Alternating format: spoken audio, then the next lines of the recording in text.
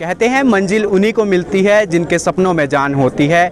और इसी के साथ अगर बात करें तो ये शायरी जो है कहीं ना कहीं जो कांगड़ा ज़िला की निकिता है उन पर ये पूरी तरह से सेट बैठती है, क्योंकि बात करें तो इन्होंने नीट की परीक्षा जो है यहाँ पर क्लियर की है। कितना कुछ इसको लेकर संघर्ष रहा है और कांगड़ा ज़िला से ये नगरोटा बगमा जो है वहाँ से संबंध रखती है।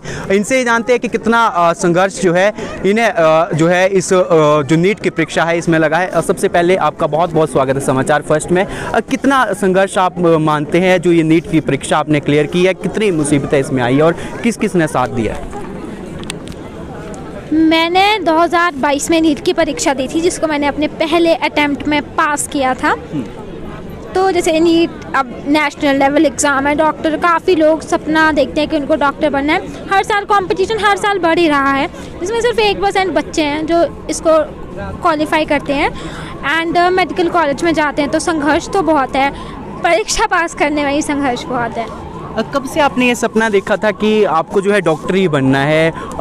कब से जो है आपने इसको लेकर विचार विमर्श? ये मैंने 9th क्लास में सोचा था, जब टीचर्स जो थे क्लास में सब बच्चों से पूछते थे कि तुम्हें क्या बनना है और क्यों बनना है। तो उस टाइम मेरे भी बहुत से ड्रीम्स थे, मतलब थे ही। तो उसमें जो सबसे ज़्यादा जिसको मैंने प्रेफरेंस दी वो था डॉक्टर, क्योंकि डॉक्टर जो है वो सिर्फ अपने लिए काम नहीं करता, वो सोसाइटी के लिए विदाउट एनी मीन के काम करता है। और मुझे भी ऐसा ही कुछ करना था, तो मैंने सोचा मुझे डॉक्टर बनना चाहिए। जो आपने ये परीक्षा दी थी, कोर्ट का दरवाजा भी आपने खटखटाया था, क्या कुछ ये वजह रही थी, क्या ये पूरा मामला था? देखिए, परीक्षा होने के बाद मैं चंडीगढ़ गई थी अपनी डिसेबिलिटी को वेरीफाई करने, जिन्होंने मुझे एलिजिबल किया था MBBS करने के लिए। 78% बताया था, लेकिन टांडा मेडिकल कॉलेज में जो डिसेबिलिटी है उसमें वेरिएशंस आ गई, वो 90% थी। उसके बाद उनकी तरफ से तो मैं इनएलिजिबल थी। और इसके बाद जो था मुझे हाई कोर्ट में रिट करनी पड़ी अपने लिए जस्टिस लेने के लिए।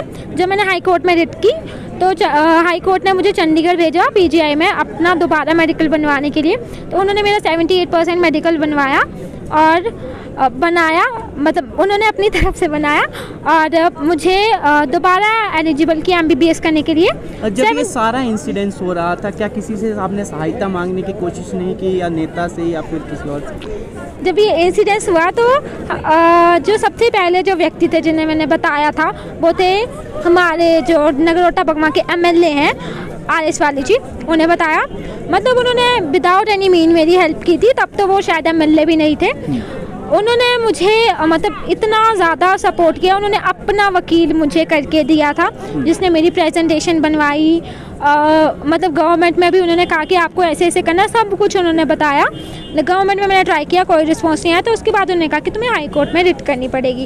एंड सर ने कहा था कि अगर हाई कोर्ट में से कोई अगर नहीं मिलता है अच्छा डिसीज़न तो हम फिर सुप्रीम कोर्ट में जाएंगे।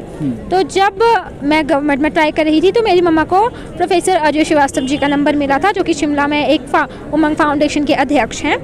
उनसे जब मेरी बात हुई तो उन्होंने कहा कि ये बहुत ही बड़ा इनजस्टिस है, तुम्हें हाई कोर्ट जाना पड़ेगा, क्योंकि हाई कोर्ट ही एकमात्र रास्ता है। तो कुछ दिन न्यूज़ आई, उसके बाद हाई कोर्ट जाना था।